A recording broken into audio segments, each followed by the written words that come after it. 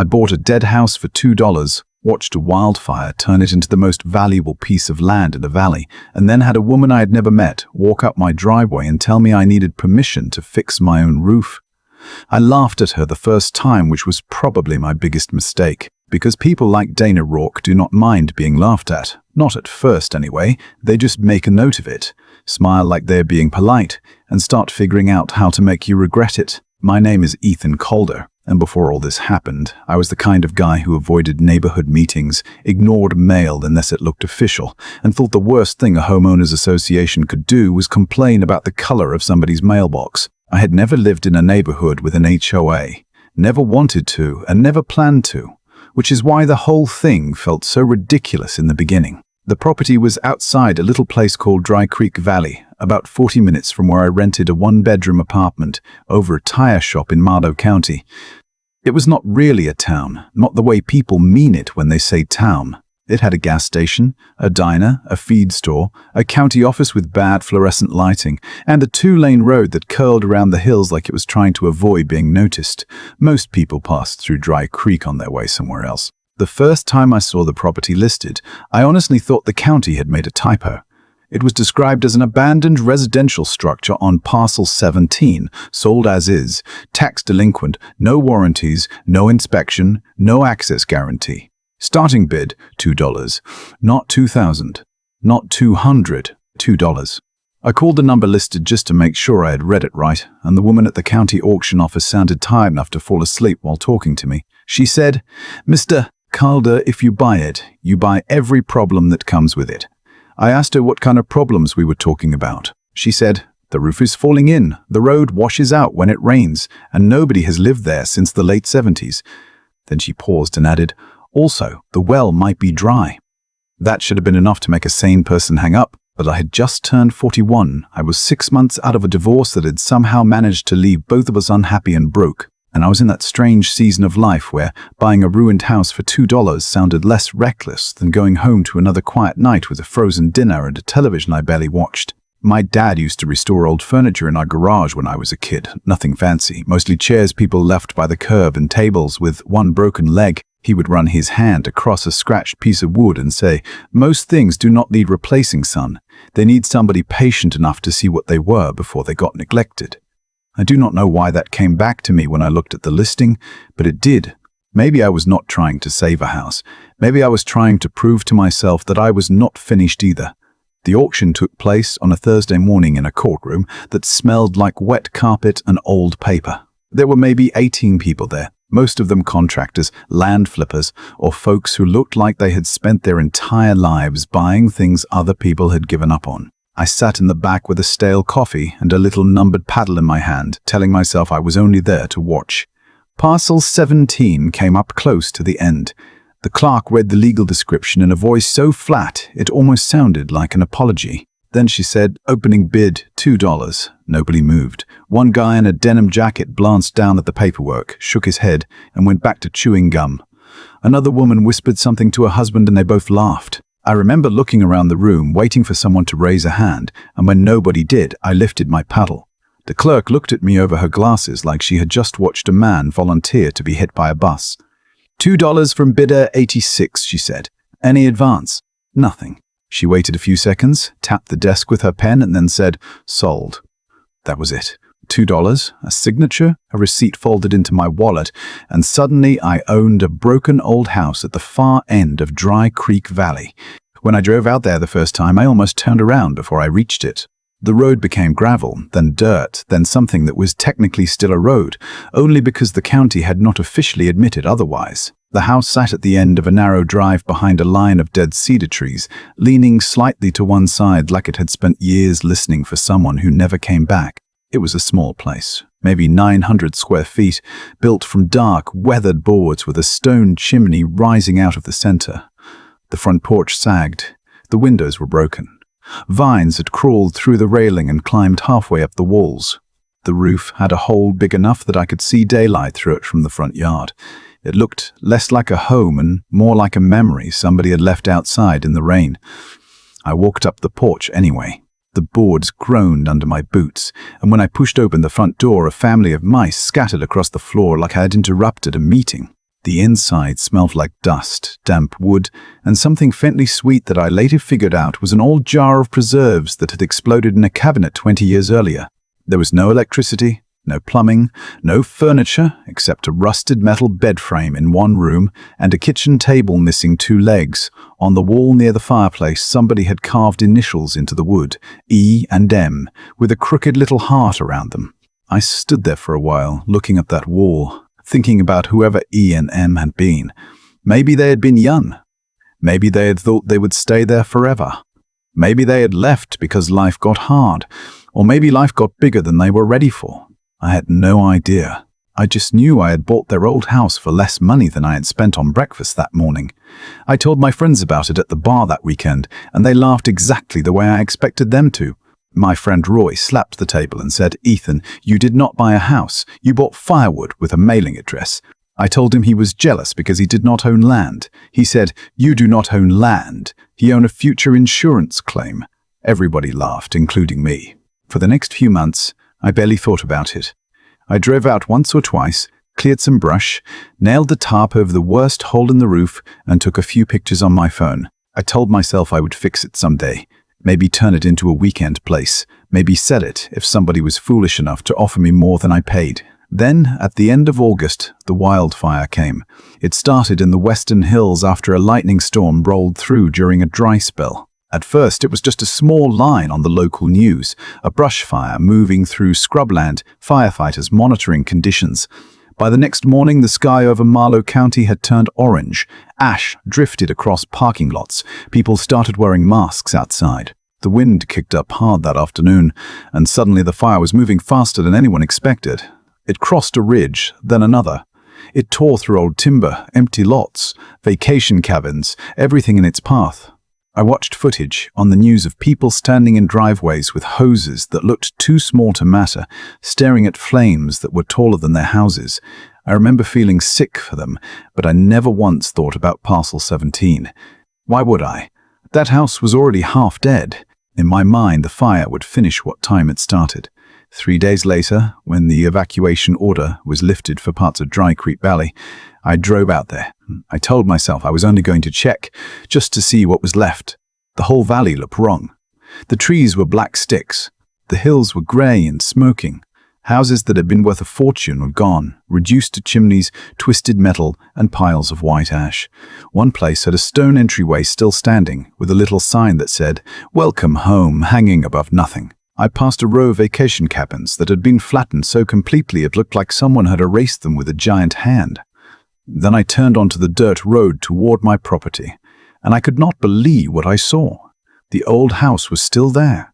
The porch railing was scorched, half the roof was gone. The cedar trees around it had burned black, but the walls were standing. The stone chimney was standing.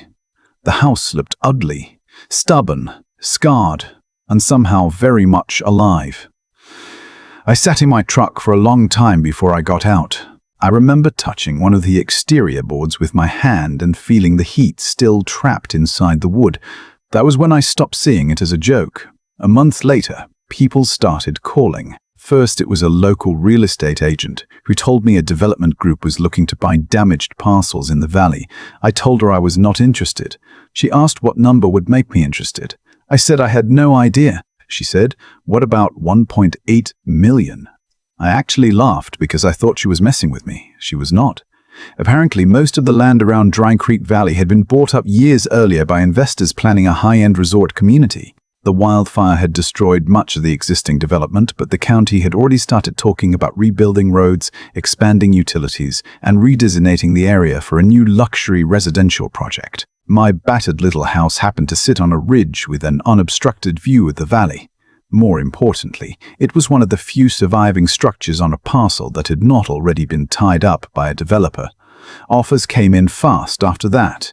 2 million, then 3.2, then 4.7 from a company in another state that wanted to buy everything quietly. I did not accept any of them. Not because I was suddenly greedy, though I probably was a little, but because I could not shake the feeling that people knew something I did not. Nobody throws millions at a burned old house just because it has a pretty view.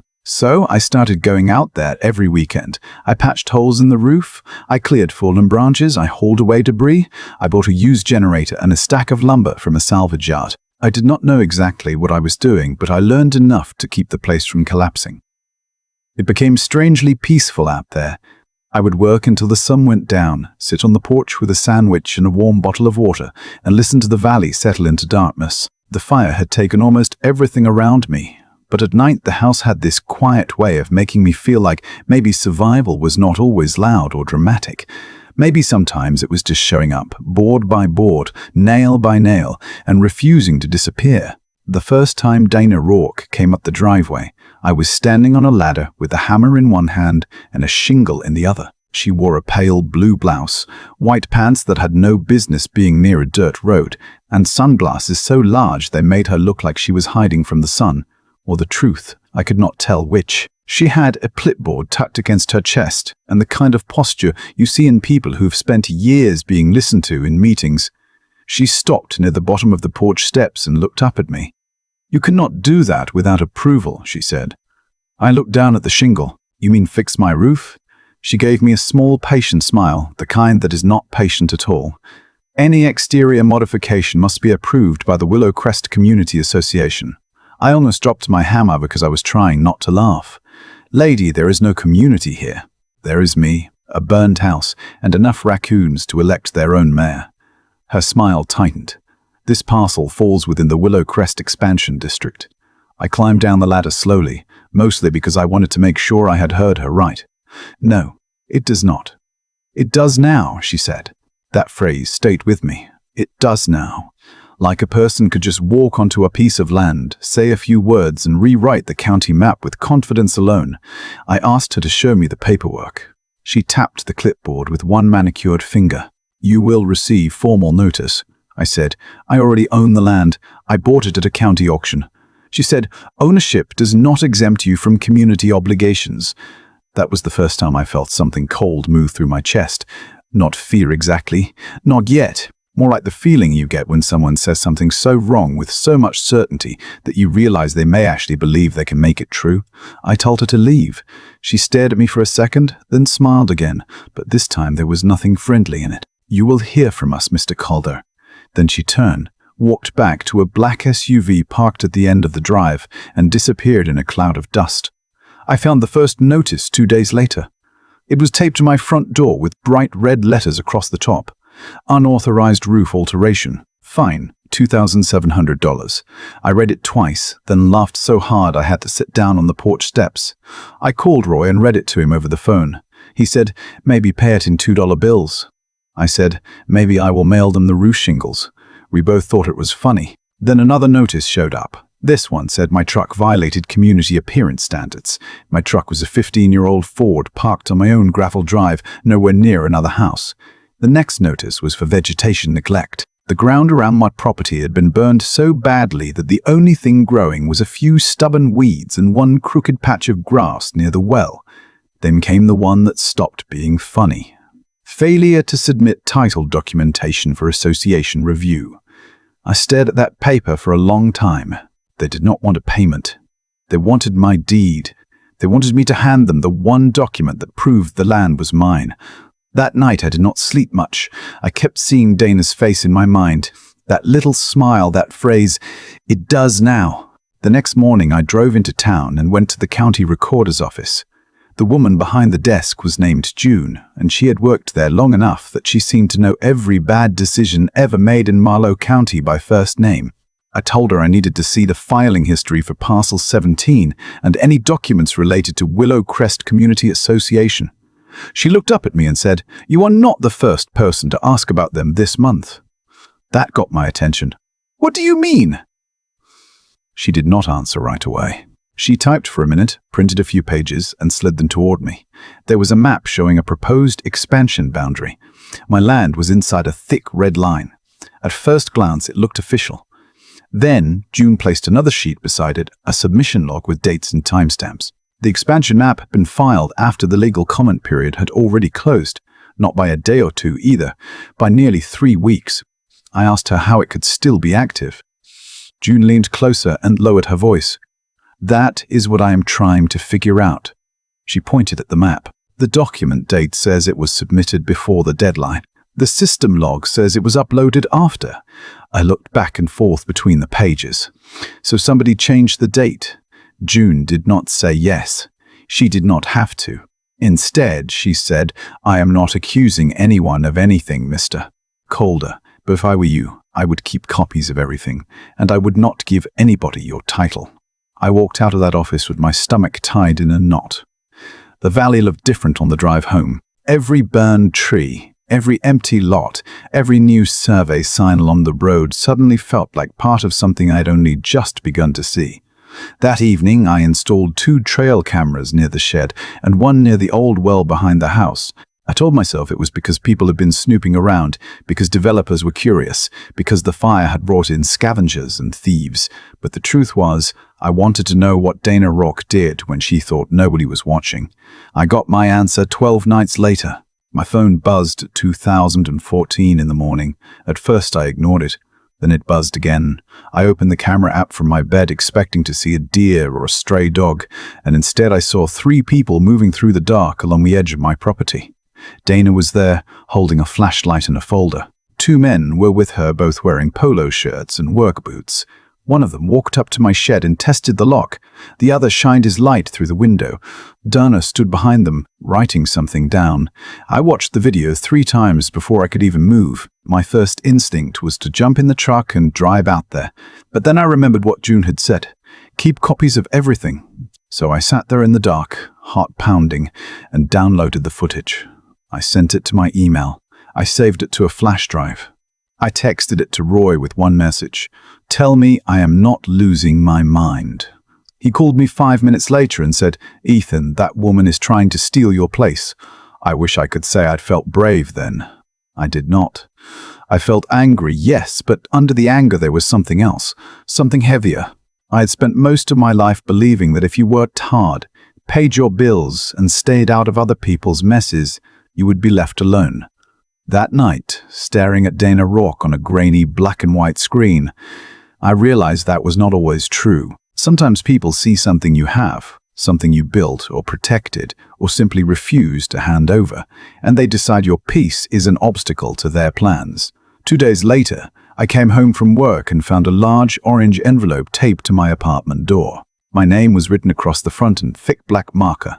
There was no return address, just the Willow Crest Community Association logo in the corner, and the words "Final Compliance Notice" stamped underneath it. I stood in that hallway for a long moment, holding the envelope, knowing somehow that whatever was inside would be worse than another fake fine.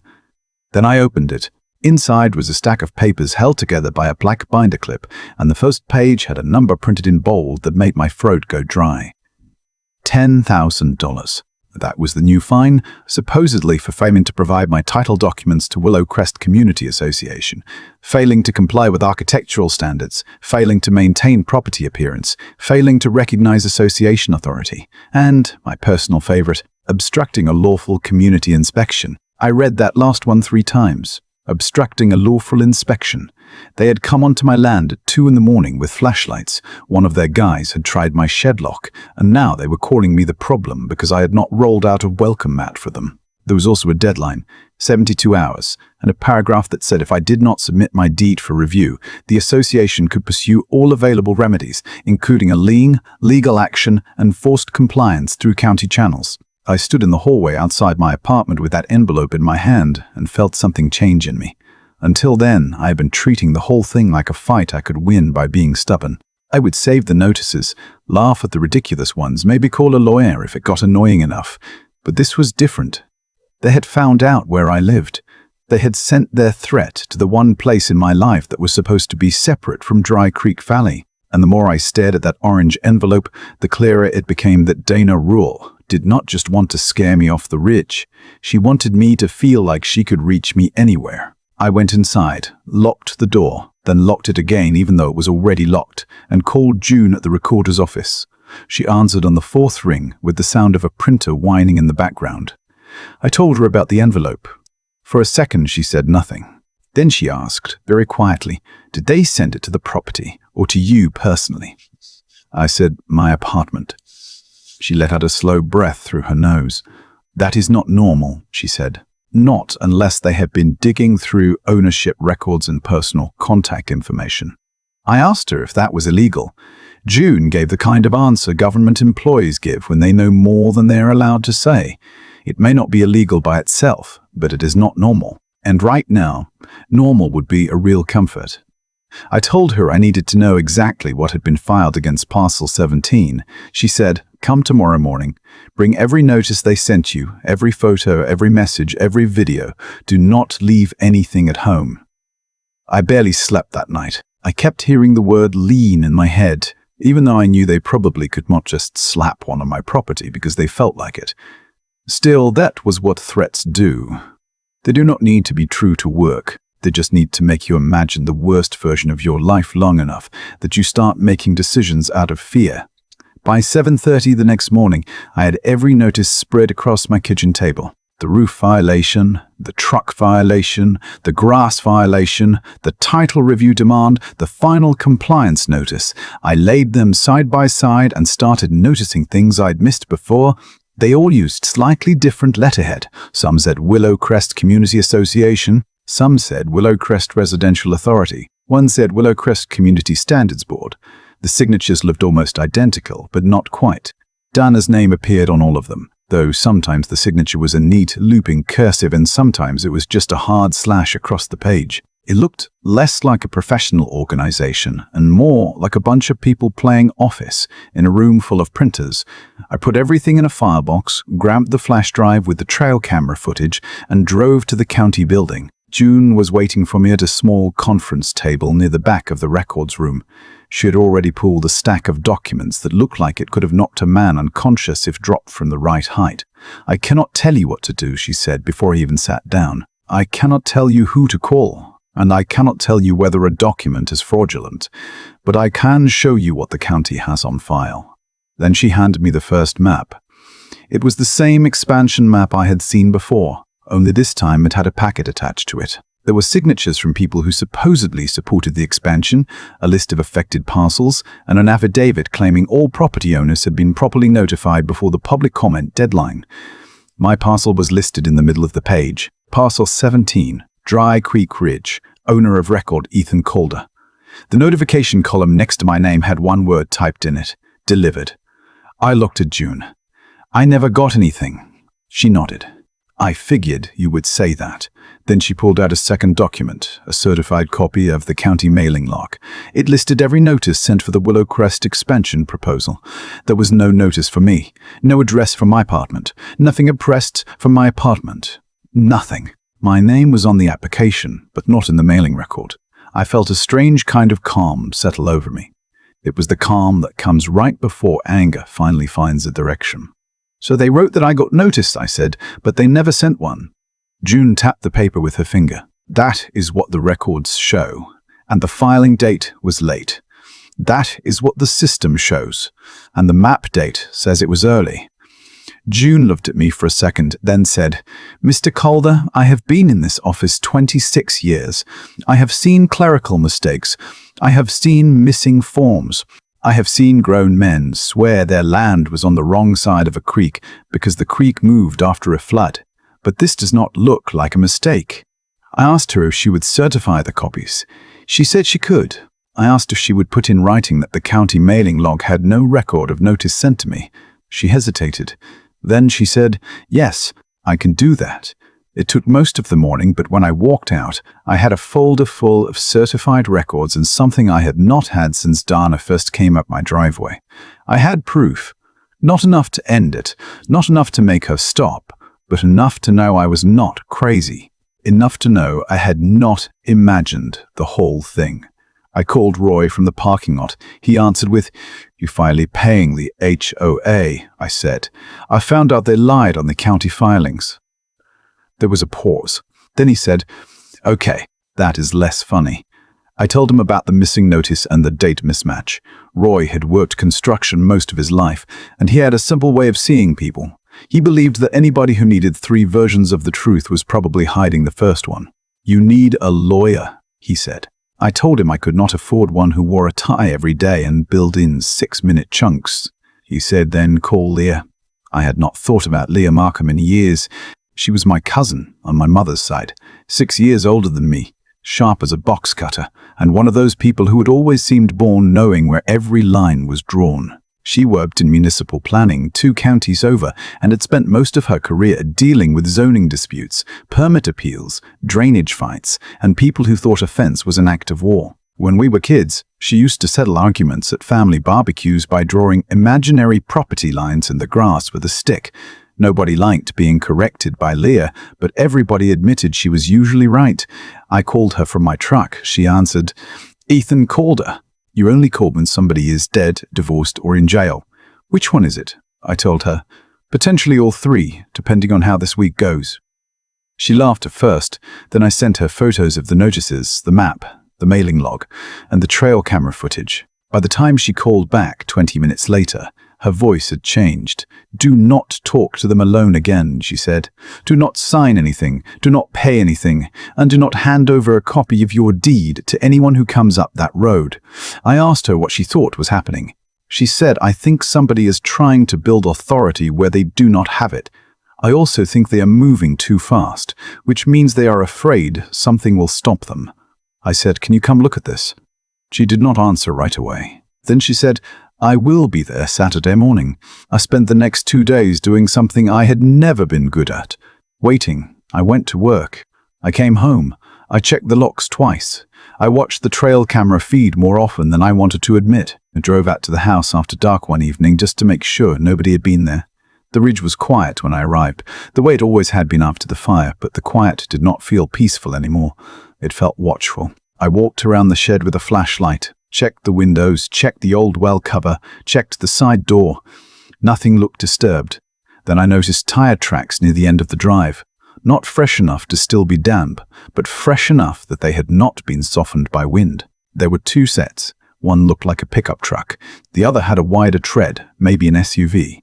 I stood there in the dirt, staring at those tracks, and for the first time I thought about sighing. I thought about taking one of those offers. Letting someone else deal with the house, the land, the HOA, Dana, all of it. It would have been easy. I could have walked away with enough money to start over somewhere clean and simple, somewhere with street lights and grocery stores and neighbors who only cared if you took your trash can in on time. But then I looked at the house. It was standing there with half a roof and blackened trees around it, still refusing to fall down after everything that had hit it. Maybe that sounds sentimental. Maybe it is. But I had spent so much of my life walking away from things when they got uncomfortable. I walked away from my marriage long after it had already stopped being good. I walked away from jobs when I felt overlooked. I walked away from friendships because I was too tired to explain what I was feeling. And I remember standing in that driveway looking at that ugly old house thinking, I am tired of being the guy who leaves just because somebody louder decides they want the space. Saturday morning, Leah arrived in a county SUV that looked too clean for Dry Creek Valley. She wore jeans, hiking boots, a grey jacket and sunglasses pushed up into her hair. She got out, looked at the burned ridge, looked at the house and said, "Well, I have seen worse." I smiled. That is the nicest thing anyone has said about it. She walked the property slowly, not saying much at first. She looked at the boundary markers, the road access, the sheds, the house, and the old stone well. Then she stood at the edge of the ridge, pulled up county GIS maps on her tablet, and zoomed in until the screen was full of colored lines and shaded overlays. "There it is," she said. I stepped beside her. "What am I looking at?" She pointed to a green border that cut across part of my land and continued through the burned valley. Dry Creek Scenic and Water Preservation Corridor. It was adopted in 1994 after a flood study. It does not make your land public, but it does mean any boundary change, private covenant, development overlay, or association expansion has to go through a specific county review, public hearing, environmental review, property owner notice, planning commission recommendation. None of that can be skipped. I asked her what that meant for Willow Crest. Leah looked at the map again. It means their expansion paperwork should have hit 3 different desks before it ever reached the recorder's office. It did not. I said, "So they forged it." She shook her head. "I am not ready to use that word yet, but I am ready to say this much. Their claim over your property is not valid on its face, and if they knew this overlay existed, then they were not just careless. They were hoping nobody would look. That was the moment I felt the ground shift beneath the whole story. Until then, I had assumed Dana was after my land because it was valuable. But standing next to Leah, looking at that protected corridor on the map, I realized there had to be another reason she was pushing so hard. A normal developer would negotiate. A normal buyer would make an offer. A normal HOA would not risk filing late maps, inventing notices, and sending men onto private property in the middle of the night. Dana was not trying to convince me to sell. She was trying to create enough confusion that I would give up control without realizing what I had handed over. Before I could say that out loud, gravel crunched at the bottom of the drive. A black sedan came slowly around the bend and stopped near the gate. Dana stepped out first. She was dressed like she was heading to lunch at the country club, cream-colored jacket, dark sunglasses, perfect hair, not a speck of dust on her shoes. Behind her came the man I had never seen before, thin, silver-haired, carrying a leather briefcase. He had the careful expression of somebody who practiced looking reasonable in mirrors. Leah lowered her sunglasses and said, "Who is that?" I said, "Probably the part of this that bills by the hour." Dana walked toward us with that same little smile. "Mr. Calder," she said, "I am glad we caught you. We have been trying to resolve this cooperatively." I looked at the man beside her. "And you brought a witness?" He held out his hand. "Graham Bellows, counsel for Willow Crest Community Association." I did not shake it. He lowered his hand without changing his expression. Dana looked past me at Leah. "And you are?" Leah showed him her county identification, not because she had to, but because Leah understood the power of making the right person uncomfortable at the right moment. "Leah Markham," she said. "Municipal Planning and Land Use Compliance, Grayfield County." Dana's smile faded by about half an inch. "This matter does not concern Grayfield County." Leah said, "No, but false filings, improper notice, and unlawful expansion claims concern every county office that has to clean up after them." Graham cleared his throat. "I believe there may be some confusion about the association's authority." I laughed once, not because it was funny, but because I could not help it. "There is no confusion. You people are fining me for replacing shingles on a house you do not own." Graham opened his briefcase and took out a clean white folder. "Under the Willow Crest Governing Charter, all properties within the approved expansion district are subject to association standards unless the owner filed an objection during the public notice period." He handed me a page. I did not take it. "I never got notice," he said. "Our records indicate otherwise." Leah stepped forward, took the page from him and read it quietly. Then she looked up. "Your records are not the county records." Graham's face tightened. The association's filing was properly made. Leah said, "Your expansion crosses a protected planning corridor. There is no planning commission approval, no environmental review, no notice record for Mr. Calder, and no valid hearing record. I would be very careful about what you call properly made." Dana folded her arms. "This is a community standards issue. Mr. Calder's property has become an eyesore, and his refusal to cooperate is affecting surrounding values." I looked out at the valley. There were no surrounding houses for nearly a mile, just burned timber, ash, empty lots, and a road the county barely maintained. "Dana," I said, "the nearest neighbor is a family of coyotes, and they have never complained about my truck." She did not laugh. Instead, she looked straight at me and said, "You are making this harder than it needs to be." There was something in the way she said it that made the air feel thinner. Not loud, not openly threatening. Worse than that, calm. Like she had already decided what was going to happen, and she was just giving me one last chance to cooperate with it. I took a step closer. "You came onto my property at 2 in the morning. I have video. You sent fake violations to my home. I have copies. You filed an expansion map with a date that does not match the county system. I have certified records. So you can tell me exactly how hard this is going to be, but do it from the road, because you are trespassing now." Dana's eyes flicked toward Graham. He looked at Leah, then at the house, then back at me. For the first time since they arrived, he seemed uncertain. "We will be in touch," he said. Leah replied, "You might want to start with an attorney who does not keep walking into protected zoning territory with a forged map." Graham stared at her for a second. Then he turned and walked back toward the sedan. Dana stayed where she was. She took off her sunglasses slowly, and her eyes were colder than I expected. "You have no idea what you are sitting on," she said. I felt my stomach drop. "What does that mean?" But she just put the sunglasses back on and followed Graham down the drive. I watched the sedan disappear around the bend, then turned to Leah. What did she mean? Leah did not answer right away. She kept staring at the empty road. Finally, she said, "That is what we are going to find out." The next week moved fast. Leah helped me organize every piece of evidence into a timeline. We made copies of the notices, copies of the county filings, copies of the trail camera footage. She had me write down every conversation I could remember, every date, every time Dana had appeared, what she said, who was there, what car she drove. It felt strange at first, putting my own life into folders, but once I started, I saw the pattern. The fake violations began right after the first developer offers came in. Dana's first visit happened less than 48 hours after a regional paper wrote an article about the Dry Creek rebuild plan. The late map was filed around the same time as a private survey crew had started working on the ridge south of my property. I had seen their trucks and never thought much about it. Men in safety vests, orange cones, equipment cases. In a place like Dry Creek, there was always somebody measuring something. But now, it felt different. Everything felt different. Leah filed a formal complaint with the county planning director. I filed a trespass report with the sheriff's office. A deputy named Marcus Ibarra came out to the house 2 days later. He was younger than I expected, maybe mid-30s, quiet, broad-shouldered, with a notebook he kept tucked under one arm. He watched the trail camera footage without saying much. When it ended, he played it again. Then he asked, "You know these people?" I said. "I know the woman. Dana Rourke. She is the president of Willow Crest."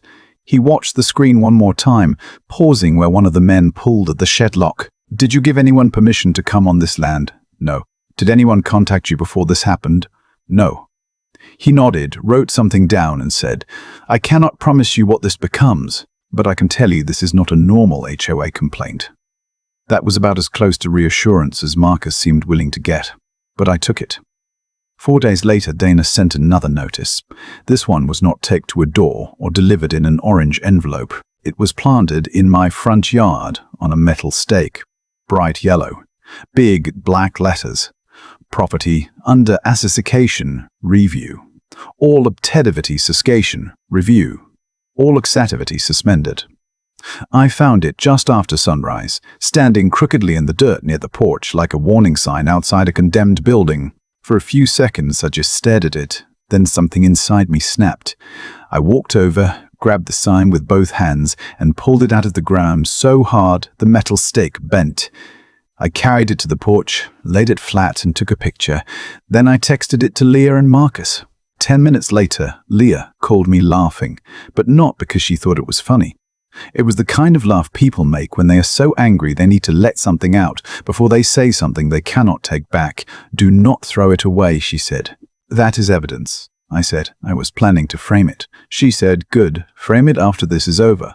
The county council meeting was scheduled for the following Thursday. Normally, according to Leah, those meetings were so dull that even the council members looked like they wanted to escape. Road repair budgets, permit approvals, complaints about drainage, minor zoning requests. But by Tuesday, word had started spreading about Willow Crest. Somebody had posted a photo of the yellow sign online. Somebody else had shared a blurry screenshot from my trail camera video. Then people began commenting. A woman named Denise Harlow said Willow Crest had fined her mother for having a bird feeder that was not on the approved list. A retired mechanic named Walter Crowe said Dana's board had tried to charge him for a fence violation, even though his fence predated the association by 15 years. A single father named Aaron Pike wrote that he had been threatened with legal action because his daughter had painted a mural on the inside of their garage door where nobody could even see it unless they walked onto his property. At first, I thought it was just people venting. Then I realized something bigger was happening.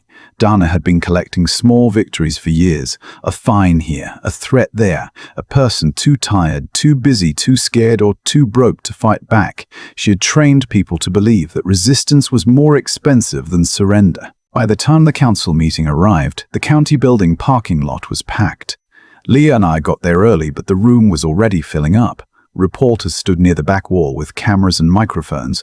People whispered in clusters. Some had folders. Some had handwritten notes. One older man sat in the front row holding a stack of envelopes tied together with twine.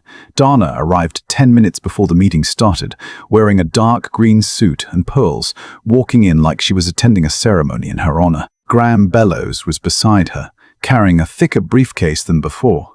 When Dana saw me, she smiled. I did not smile back.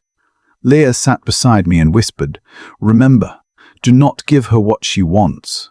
I said, "What does she want?" Leah looked toward Dana. "A scene. What does she want?" Leah looked toward Dana. "People like her survive by making everyone else look emotional and unreasonable. Let the documents do the yelling." The council chair opened the meeting, got through 15 minutes of road maintenance discussion, and then announced that the agenda had been amended to address concerns regarding Willow Crest Community Association's proposed expansion into Dry Creek Ridge. You could feel the room change. Every whisper stopped at once. Leah stood first. She carried a folder to the podium, set it down, and spoke in the same calm voice she had used when she told me not to hand over my deed. "My name is Leah Markham. I work in municipal planning and land use compliance. I am here as a private citizen and as a family member of property owner Ethan Calder. The documents we are presenting tonight raise serious questions about whether Willow Crest Community Association filed its expansion application accurately, whether property owners were properly notified, and whether the association attempted to enforce authority over land it had no legal right to control." Dana shifted in her chair. Graham leaned toward her and whispered something. Leah held up the county mailing log first. She explained that the application listed me as notified, but the certified mailing record showed no notice had ever been sent. Then she held up the timestamp record. She explained that the expansion map had been uploaded after the public comment deadline, despite showing an earlier submission date. The room started murmuring. Dana crossed her arms. Leah did not look at her. She just kept going. This proposed expansion also crossed the Dry Creek Scenic and Water Preservation Corridor, which requires public notice, planning commission review, and environmental review before any private governance overlay can be recognized. No such process appears in the county record. That was when Graham stood up. "Madam Chair," he said, "we object to this characterization. The association has acted in good faith and has followed its charter authority." Leah turned toward him. "Then perhaps you can explain why the county has no record of the required review." Graham opened his mouth, but before he could answer, the chair said, "Council will have an opportunity to respond after the presentation." Leah looked at me then just for a second. I knew what was coming next. She clicked a small remote, and the projector behind the council table came to life. The trail camera video filled the wall. Grainy black and white footage. My shed. The dark tree line. Dana in the center of the frame, holding a flashlight and a folder. One man walking toward the lock, another peering through the window. Nobody in the room made a sound at first. It was one of those moments where people are too stunned to react because their brains are still catching up to what their eyes are seeing. Then the man on video tugged at the shed lock, and somebody in the back said, "Oh, hell no." Another voice said, "That is Dana." Then the room erupted. Dana stood up so fast her chair scraped against the floor. "This is completely out of context," she said. "That footage does not show the full situation." Leah faced her. "Then, please provide the context. Why were you on private land at 2:14 in the morning with two men attempting to access a locked structure?" Dana's face turned tight around the mouth. "We were conducting an inspection related to reported safety concerns." "At 2:14 in the morning?" Leah asked. "With no permission, no warrant, no county official, no emergency report?" Graham stepped in. "My client does not have to answer speculative accusations." Leah said, "No, she does not, but the county records, the footage, and the notices she issued answer a great deal on their own." The council chair banged the gavel 3 times before the room quieted down. Then he looked at the documents in front of him, looked at Dana, and said, "Effective immediately. All Willow Crest enforcement activity related to Dry Creek Ridge is suspended pending formal review by county planning and the sheriff's office. No additional fines, notices, inspections, or property actions may be issued in that area until the matter is resolved." It was not a victory speech. It was not a dramatic courtroom verdict. But to me, it felt like the first clean breath I had taken in weeks. People clapped. A few people stood. Dana did not. She stayed frozen in place, her hands gripping the edge of the chair in front of her. Then she leaned toward Graham, said something I could not hear, and walked out of the chamber before the meeting was even over. Her heels clicked hard against the tile floor, sharp and fast, like she was trying to outrun the sound of everyone talking about her. Outside, reporters gathered around her near the parking lot. I watched through the glass doors as microphones appeared in front of her face. She kept walking. Graham followed behind her with his head down. For the first time since this started, I thought maybe we had broken something important. Maybe Dana would pull back. Maybe the board would decide it was not worth the risk. Maybe I could go back to fixing my roof without wondering who was watching from the road. That feeling lasted 3 days. On Monday morning, a certified letter arrived from Graham Bellows. It was 8 pages long and written in the kind of legal language designed to make ordinary people feel like they had already lost. It accused me of defamation, harassment, interference with community governance, and malicious damage to the association's reputation. It demanded that I retract my statements, remove any videos or photos shared publicly, stop discussing Willow Crest, and pay damages for harm caused by my false claims. The amount they mentioned was $5 million. I sat at my kitchen table reading it while Roy stood at the counter eating cereal straight from the books. He'd come over after I called him and said I had received something so stupid it might actually be dangerous. When I got to the part about $5 million, he stopped chewing.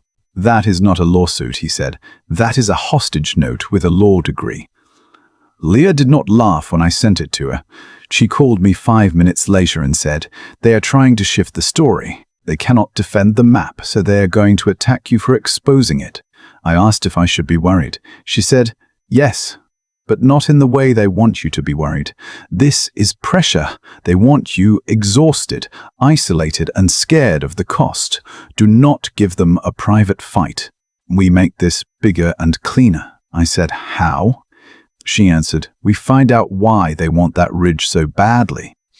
That question had been sitting in the back of my mind ever since Dana looked at me in the driveway and said I had no idea what I was sitting on. Leah started digging through old planning records, land surveys, development applications, and public utility maps.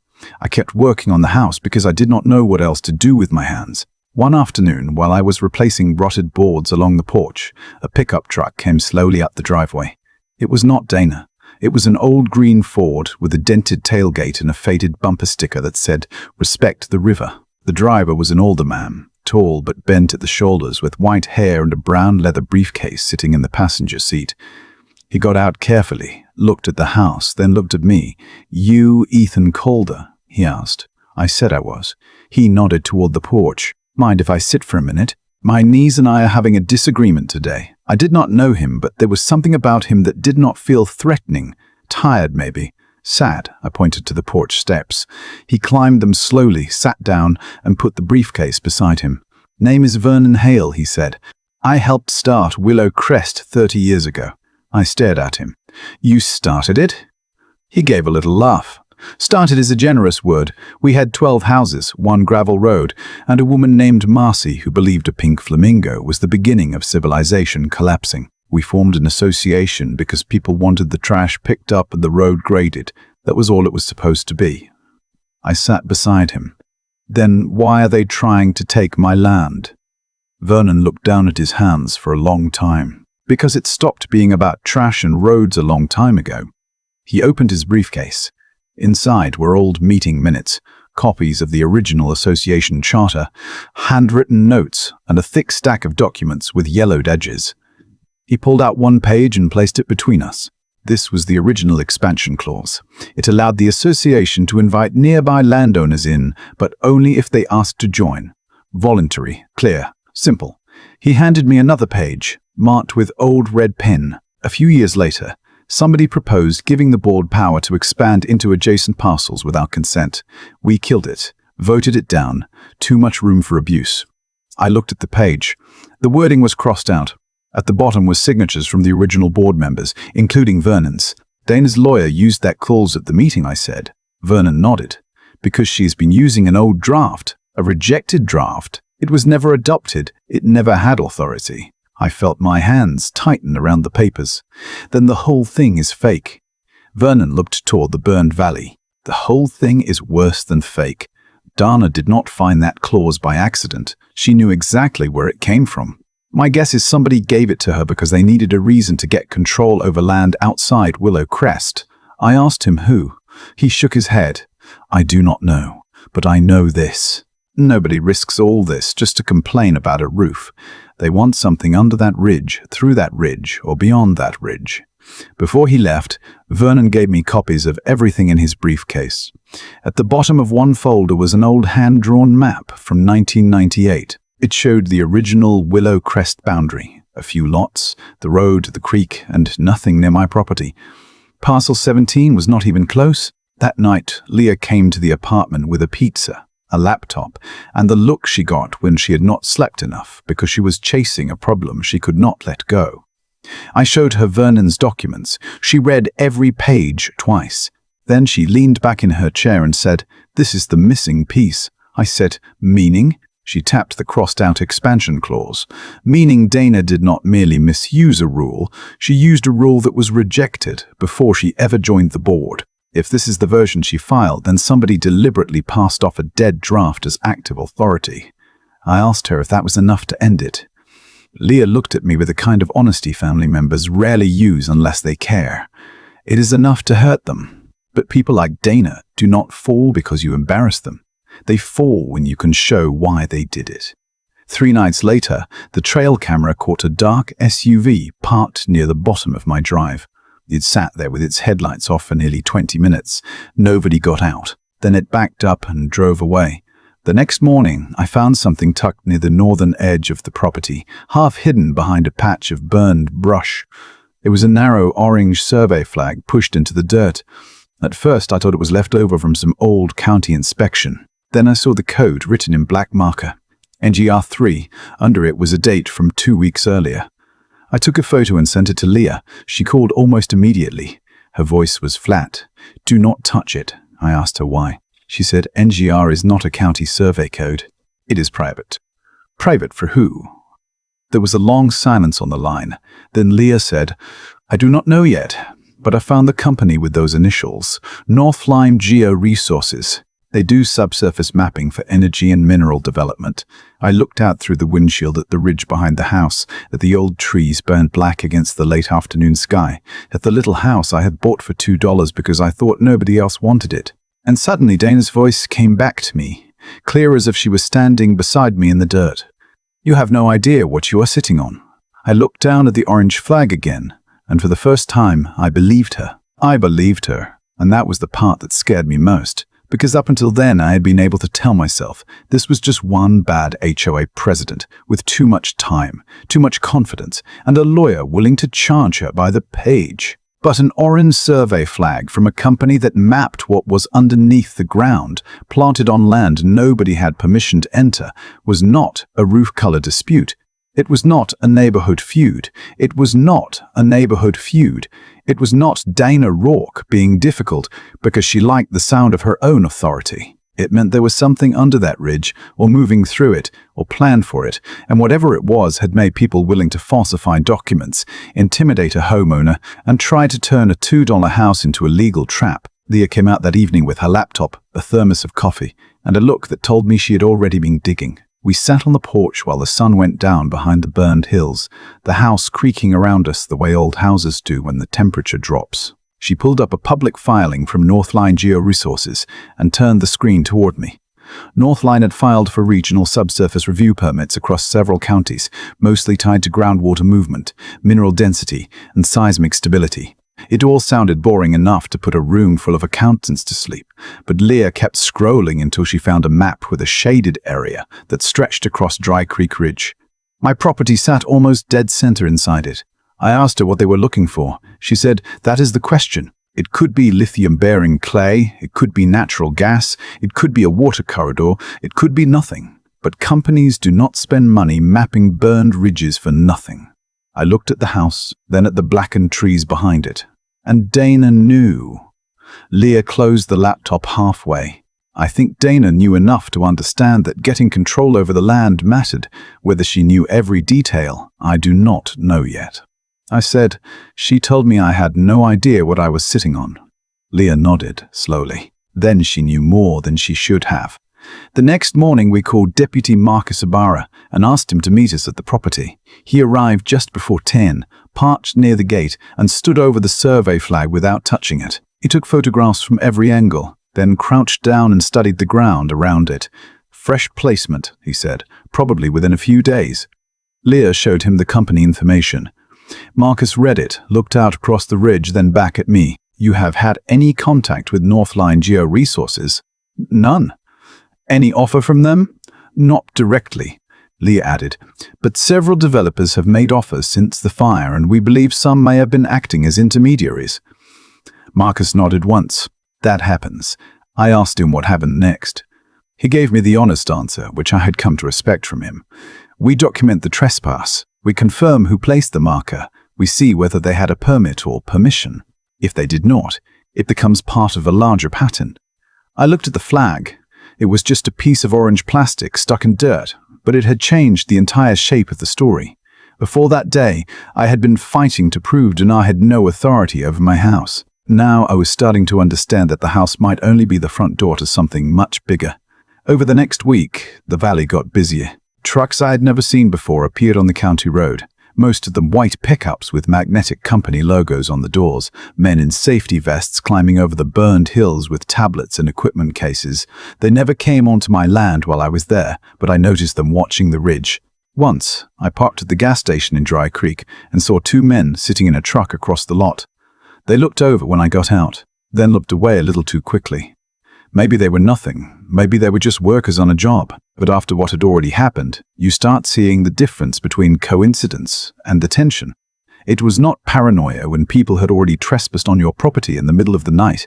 It was pattern recognition. 2 days later, Leah found something that made the pattern even clearer. She'd been going through corporate registrations and public board filings when she found an LLC called Ridgewater Land Holdings. The company had no website, no office anybody could visit, and no real business history that made sense. It had been created 8 months earlier, right before the wildfire. Its listed manager was a man named Harold Venn, who also happened to sit on the Willow Crest Finance Committee. The same Harold Venn had signed several of the association documents tied to the fake expansion map, and Ridgewater Land Holdings had received 3 wire transfers from Northline Geo Resources, each one listed as consulting or regional access support. I stared at the printout Leah handed me. So, Northline paid a company connected to Dana's HOA board. Leah said, "That is what it looks like." For what? That is what we still have to prove. I wanted to drive straight to Dana's house. I wanted to stand in her driveway with the papers in my hand and ask her how many lies she thought she could stack on top of each other before one of them collapsed. But Marcus had warned me not to confront her, and Leah had made me promise not to make it personal in a way that could be used against me. That was hard. More than hard, honestly. It is one thing to be told to stay calm when somebody is yelling at you. It is another thing entirely to be told to stay calm when someone is quietly trying to erase you from your own life with paperwork and pressure.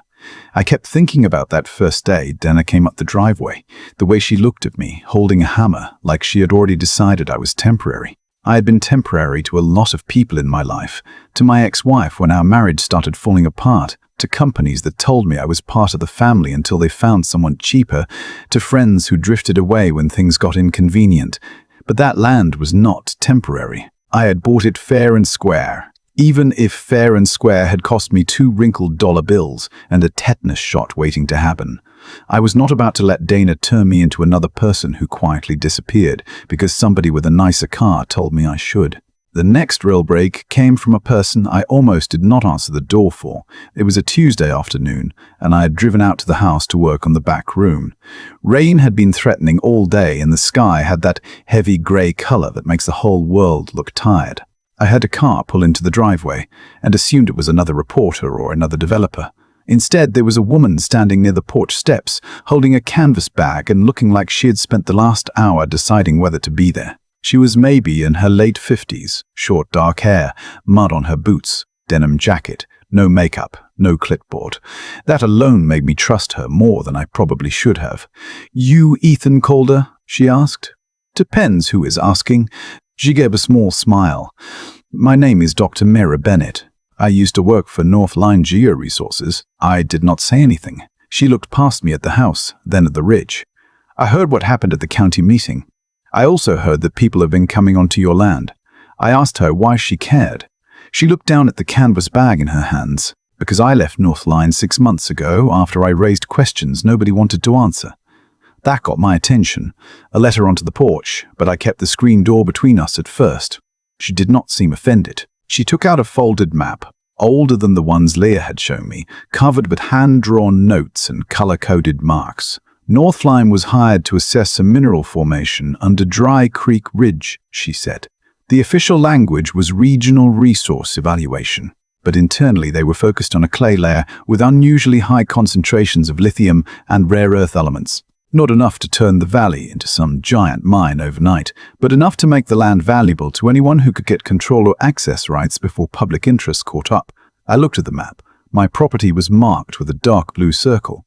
Why mine? I asked. Mira pressed her lips together. Because your parcel sits over the most stable access point. The surrounding land is steep. Much of it is tied up in post-fire restoration restrictions, and part of it falls under the preservation corridor Leah told you about. But your ridge has an old service road, a private well, and a natural break in the rock shelf. It is the easiest place to bring equipment in without triggering an immediate public fight. I felt cold despite the humid air. So they wanted my land for drilling. At minimum, they wanted rights to test. If the test results were good, they would want more. And Dana? Mira looked at me carefully. Northline did not want to buy your property openly. That would have drawn attention, especially after the fire. They needed a local mechanism to pressure owners and create uncertainty. Somebody suggested working through Willow Crest because the association had already been trying to expand. I asked her who suggested it. She shook her head. I cannot prove that yet. I can tell you Northline representatives met with members of the Willow Crest board several times. I saw Harold Venn at 2 of those meetings. I saw Dana once. My stomach tightened. What did they talk about? Mira looked toward the ridge. Access, compliance, title review, private enforcement. The kind of words people use when they do not want to say land seizure out loud. I asked her why she was telling me all this now. Her face changed a little then, and for the first time she looked less like a whistleblower and more like somebody carrying guilt. Because I thought they were just exploring options. I thought the company would go through legal channels. Then I saw internal emails about pressuring residents who would not cooperate. I complained. They told me I was misunderstanding the strategy. I quit. When I saw the footage of Dana outside your shed, I realized I had not misunderstood anything. She reached into her bag and pulled out a flash drive. This has meeting notes, internal map drafts, and a few emails I saved before I left. I do not know if it is enough to prove everything, but it is enough to show that this was never about community standards. I did not take it right away. I looked at the little black drive in her palm and thought about how many times this story had changed shape. A house, a fire, an HOA, a fake map, survey flags, now a mineral company. It was hard not to feel like I'd stepped into somebody else's nightmare by accident. Finally, I took it. Why not take this to the police? I asked. Mira gave me a tired smile. I did.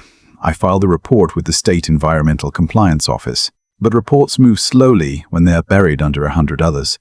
You have something I did not have. You have a public fight already happening. Witnesses, county records, cameras, and a property they tried to take in plain sight. She stood up to leave, then paused near the steps. Mr. Calder, they are not going to stop because the council embarrassed Dana. People do not risk this much unless they have already promised someone something. After she left, I called Leah, then Marcus, then Vernon Hale. By that evening, all 4 of us were sitting in my front room with the generator humming outside and rain tapping against the patched roof. Leah copied the files from Mira's drive onto 2 laptops and 3 separate storage devices. Marcus read through the notes without saying much. Vernon sat in the old kitchen chair, both hands wrapped around a paper cup of coffee, looking more tired with every page. There were emails between Northline representatives and Ridgewater Land Holdings. There were attached maps. There was one memo that made the whole room go silent. The memo described a phased access strategy for Dry Creek Ridge. Phase 1 was voluntary acquisition through local development partners. Phase 2 was association-based enforcement pressure for resistant owners. Phase 3 was title challenge and lien leverage. I read it twice before the words really settled in. Association-based enforcement pressure. That was the polished corporate version of what Dana had been doing to me. Fine the owner, question the deed, put up signs, send lawyers, show up at night, make the land feel unsafe to hold until the owner decided selling was easier than fighting. Vernon looked down at the memo and whispered, "I started that association because people were dumping mattresses by the creek." Nobody said anything for a moment. Then Leah looked at Marcus. "This needs to go higher than the county." Marcus nodded. "It already is." He had been quiet for most of the evening, but when he spoke, there was a new edge in his voice. "If these documents are authentic, we are looking at coordinated fraud, trespass, possible wire transactions tied to false filings, and potential environmental violations. I am forwarding this to the state attorney's office in the Environmental Crimes Unit." I looked at him. "What happens now?" He looked back at me. "Now we make sure nothing disappears." The next 48 hours were the longest of my life. I had imagined that once you handed evidence to the right people, the world would suddenly become organized. Somebody would show up with a badge, tell you they had it handled, and carry the bad guys away while you stood on your porch drinking coffee. Real life is not like that. Real life is phone calls, waiting, emails, people asking you to repeat the same story in slightly different ways, and the strange feeling of knowing something huge may be happening somewhere you cannot see. Leah told me the county had frozen all review activity related to Willow Crest. Marcus said the sheriff's office had requested additional records. Mira had stopped answering her phone, which worried me until she finally texted Leah that she had been advised to speak only through counsel. Vernon called once and said Dana had been trying to reach former board members, asking them to sign statements claiming the old expansion clause had always been valid. He sounded shaken. "She is trying to rewrite history," he told me. I said, "She has been doing that from the beginning." He went quiet for a second. Then he said, "Yes, but now she knows we know." 3 nights after Mira came to the house, I found another note. This one was under the windshield wiper of my truck. No envelope, no name, just a small rectangle of white paper weighed down with a smooth river stone. The message was written in block letters. "Check the WL." I stood there in the rain staring at it until the ink started to blur. The old well sat behind the house under a rusted metal cover, half hidden by brush.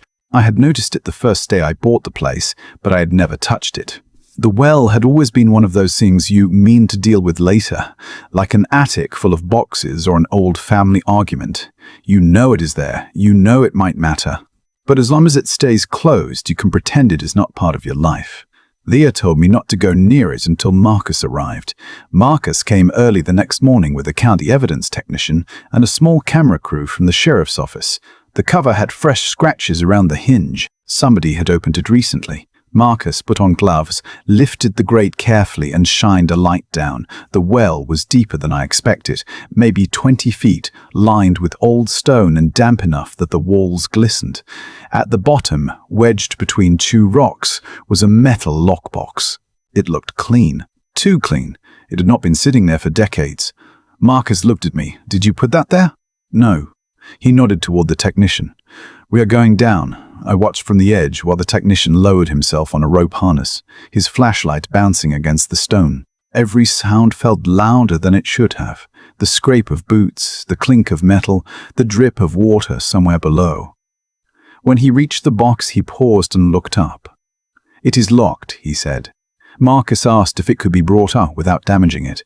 The technician said yes. 10 minutes later, the box was on the ground beside the well, sealed inside an evidence bag.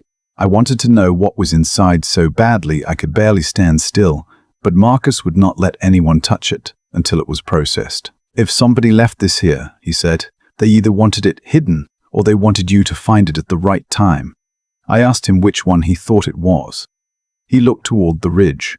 Maybe both. The box was opened that afternoon at the sheriff's office. Leah and I were allowed to be there because the property was mine, though Marcus made it clear this was no longer just my problem.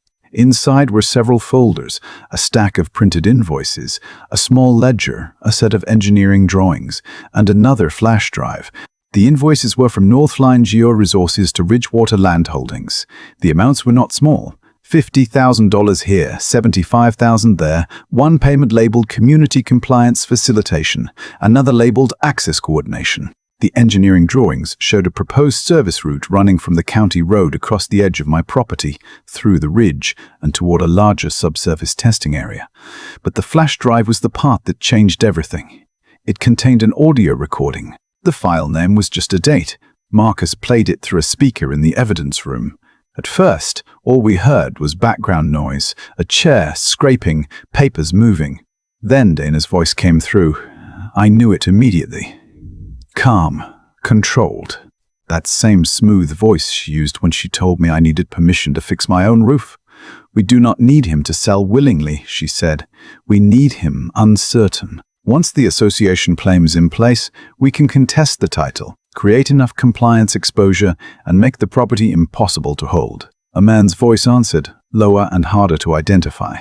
And if he fights, Dana said, then we keep stacking pressure until he breaks. People do not fight paperwork forever. Nobody moved in that room. I could hear the hum of the air conditioner, the click of the audio file moving forward, my own breathing. Then another voice spoke. It sounded like Harold Venn. Northline wants access before the state review opens. They do not want a public bidding process. Dana replied, then they should have moved faster before the fire made everyone curious. The recording went quiet after that, except for the sound of somebody pouring water into a glass. Marcus stopped it. Leah sat beside me with both hands clenched in her lap. I did not feel victorious. I felt sick.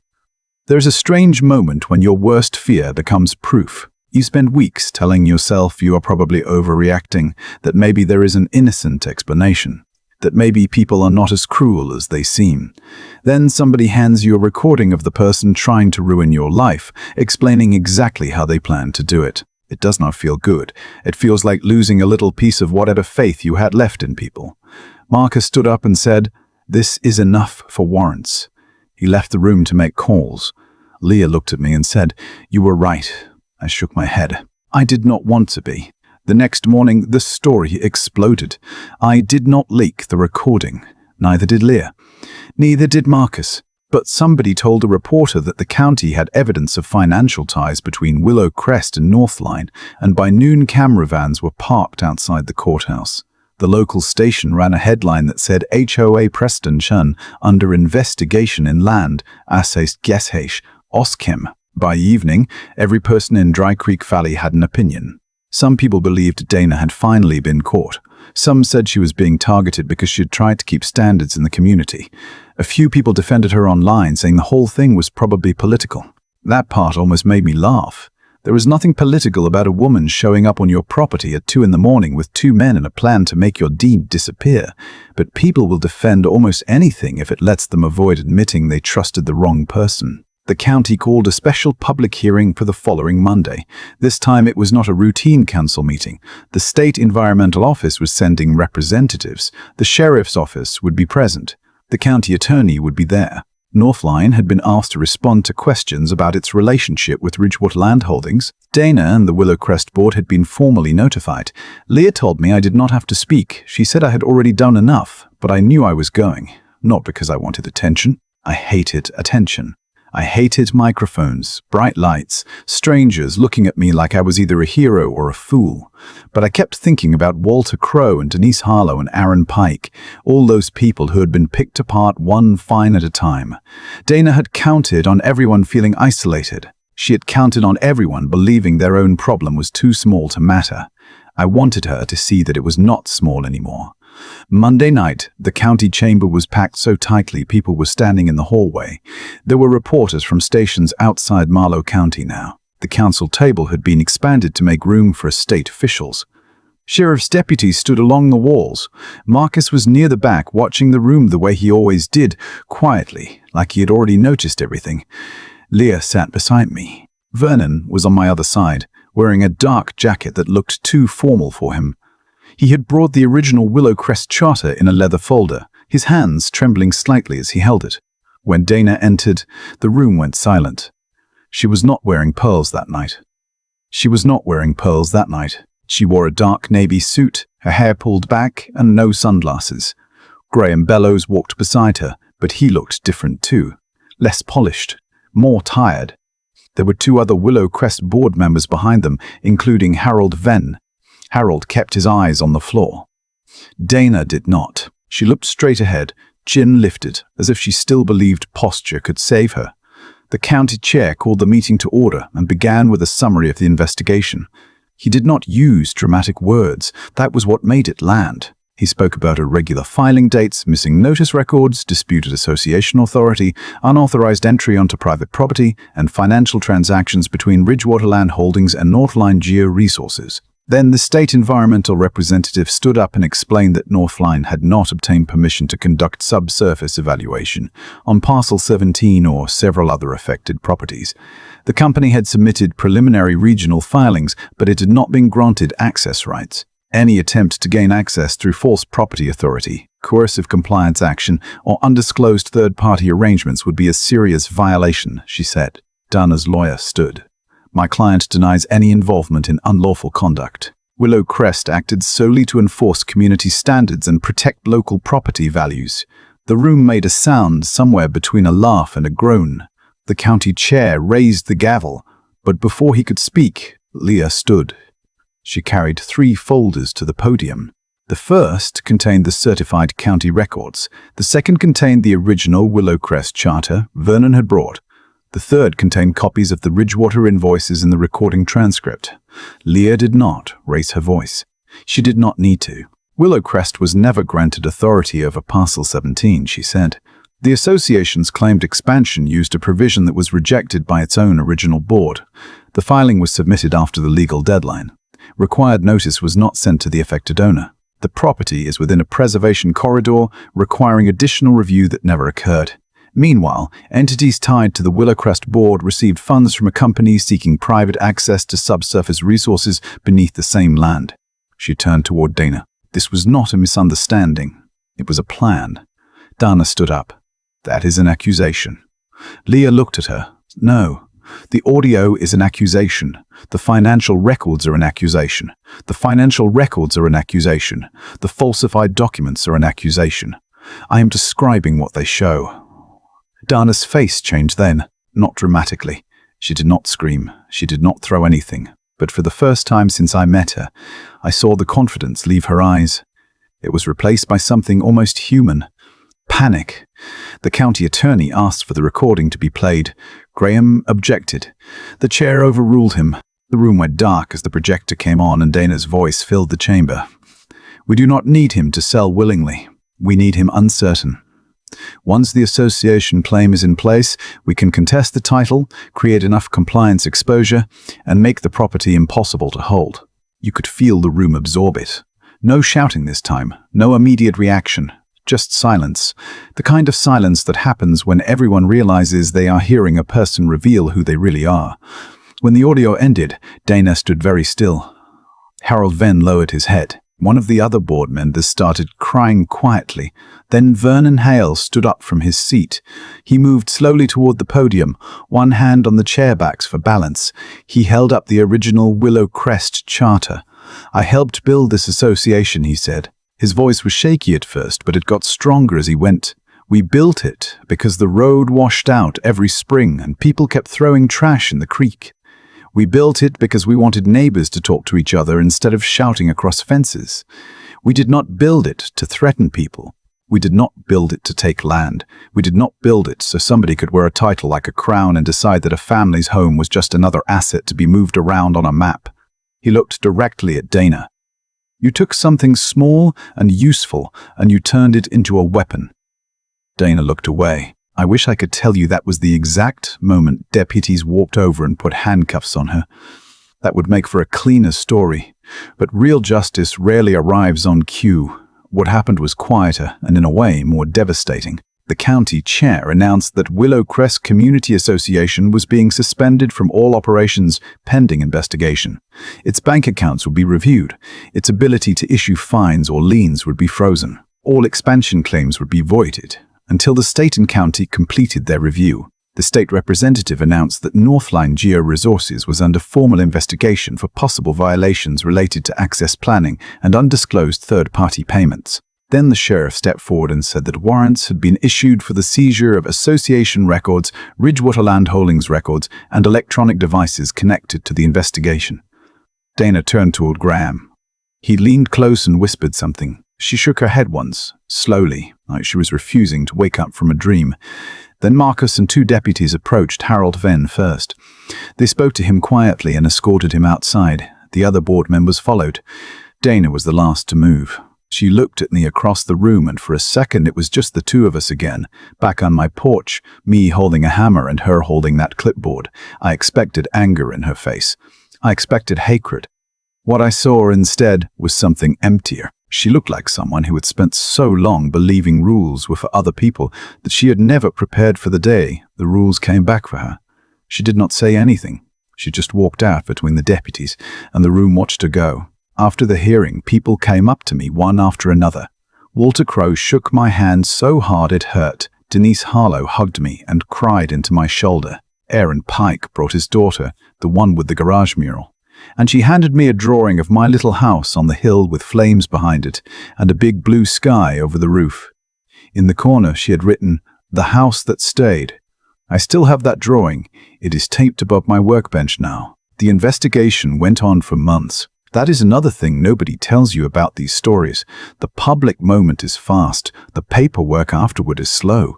There were interviews, depositions, document reviews, audits, forensic accounting, and enough legal filings to fill the old house from floor to ceiling. But slowly, piece by piece, the whole thing came apart. Ridgewater Land Holdings was exposed as a shell company used to move money between Northline and the Willow Crest board. Harold Venn admitted that he had helped file the false expansion documents and had received payments through the company. Graham Bellows claimed he had relied on representations from the board, but emails showed he had been warned about the preservation corridor and the rejected charter clause. Northline executives denied knowing the details at first, but the recovered emails and meeting notes painted a different picture. They had wanted early access before public review made the ridge more expensive and more visible. Dana had offered them a way to create pressure through Willow Crest. She had convinced herself, I think, that she was not stealing land, only making the process easier for people with more money and better lawyers. That is how people like her sleep at night. They rename what they are doing until it sounds respectable. Coercion becomes compliance. Theft becomes access. Fear becomes community standards. Dana eventually pleaded guilty to fraud-related charges, conspiracy to falsify land filings, and attempted coercive acquisition through misuse of association authority. I was asked to testify during the sentencing hearing. I did not want to. I had never wanted any of this. I was not built for courtrooms or cameras or being described in newspapers as the man who took down an HOA scheme. I was just a guy who bought a ruined house because it cost $2, and I was lonely enough to think that sounded like a good idea. But Leah told me something I needed to hear. She said, "You do not testify because Dana deserves to hear you.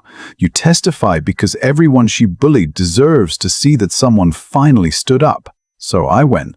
The courthouse was not dramatic. It did not have huge windows or marble columns or the kind of lighting you see in movies. It was just a room with hard benches, tired people, and the smell of old carpet. Dana sat at the defense table in a grey jacket, smaller somehow than I remembered. When it was my turn, I stood, put my hand on the Bible and told the truth. I said I bought a house for $2. I said I thought it was a joke at first. I said the fire turned that house into something valuable, but the value was not what made it mine. What made it mine was that I had paid for it, cared for it, fixed it, and stood there when somebody told me I did not belong on my own land. I told the court about the notices, the camera footage, the orange envelope, the sign in my yard, the way I started locking my apartment door twice because I did not know how far Danae's reach really went. Then I looked at Dana, not because I wanted to hurt her, but because I wanted to say the one thing I had carried with me since the beginning. "You thought paperwork would make me disappear," I said. "You thought if you put enough letters in the mail, enough fines on a page, enough doubt in my head, I would hand you what you wanted just to make it stop. But you were wrong. I did not buy that house because it was worth millions. I bought it because nobody else wanted it. And maybe that is what you never understood. Some things become valuable because somebody refuses to abandon them." The courtroom was quiet when I finished. Not movable quiet. Real quiet, the kind where you can hear someone shift in a chair 3 rows back. The judge sentenced Dana to prison time, ordered restitution, and barred her from serving in any position involving association governance, property management, or fiduciary authority. The other board members received lesser sentences or cooperation agreements, depending on what they had done and how much they had helped the investigation. Northline paid heavy penalties, lost its permits in the area, and faced additional civil action. Bridgewater Land Holdings was dissolved. Willow Crest itself was placed into court-supervised restructuring, then eventually disbanded after residents voted that they would rather manage their road and trash pickup without letting another small group of people hold too much power over everyone else. I did not sell the house. I got offers even after everything came out, probably more offers than before. The story had made the property famous in a strange way. People drove by sometimes, slowed down near the gate, looked at the ridge, took pictures from the road. A few asked if I planned to turn it into a rental or a tourist stop. One guy offered me money to put a sign out front that said, "The $2 Miracle House." I told him no. I was not trying to build a brand. I was trying to rebuild a roof. Over the next year, I fixed the place slowly. I replaced the damaged boards with reclaimed cedar. I repaired the chimney stone by stone with help from Roy, who complained the whole time but showed up every Saturday anyway. Leah helped me apply for a preservation grant to stabilize the ridge and restore the well area. We cleaned the old house out room by room. Behind one wall I found an old newspaper from 1969 and a photo of a young couple standing on the porch with a baby in a blanket. I like to think they were E&M. The initials carved into the wall by the fireplace, though I will probably never know for sure. I restored that wall but left the initials. Some things deserve to stay, even when everything else gets rebuilt. The old well is sealed now, properly this time. Marcus made sure of that. I had a local welder build a heavy metal cover with a lock that could not be opened by somebody with a flashlight and bad intentions. Near the front gate I put up a simple wooden sign. Private property. No association authority. Mopper property. No association authority. Roy wanted me to add, "Keep your clipboard moving," but Leah said that might be considered antagonistic, so I kept it simple. Sometimes I sit on the porch in the evening and look out over the valley. The fire scar has started to fade. Green has come back in patches. Small trees are growing where the blackened trunks used to stand. Wildflowers showed up along the ridge last spring, bright enough that you almost forget what the place looked like after the fire. And every now and then, when the wind comes through the cedar trees, the house creaks the same way it did the first day I walked inside. It still sounds old. It still looks a little crooked. It is still not the kind of place most people would have wanted, but it is mine, and I think that is the part of this story that stays with me the most. Dana did not choose me because I was special. She chose me because she thought I was easy. A divorced guy with a cheap property, no money for a long legal fight, no powerful family name, no experience dealing with land schemes or board politics. She thought I would be grateful for a buyout, scared of a lawsuit, embarrassed by the notices, tired enough to sign whatever they put in front of me. Maybe on another year, another version of me would have been. Maybe I would have sold. Maybe I would have let them make me believe I was the problem. But that house had survived a fire, and somewhere along the way it taught me how to survive people who wanted to burn everything down just to see what they could take from the ashes. Still, there is one part of this story I cannot stop thinking about. The note that told me to check the well never had a name on it. Nobody ever claimed they left it. Marcus believed it may have come from someone inside Northline, or someone connected to Ridgewater who realized the investigation was closing in. Leah thinks it could have been Mira, though Mira denied it when we asked. Vernon thought maybe it was Harold, trying to save himself after realizing Dana had gone too far. We never proved it.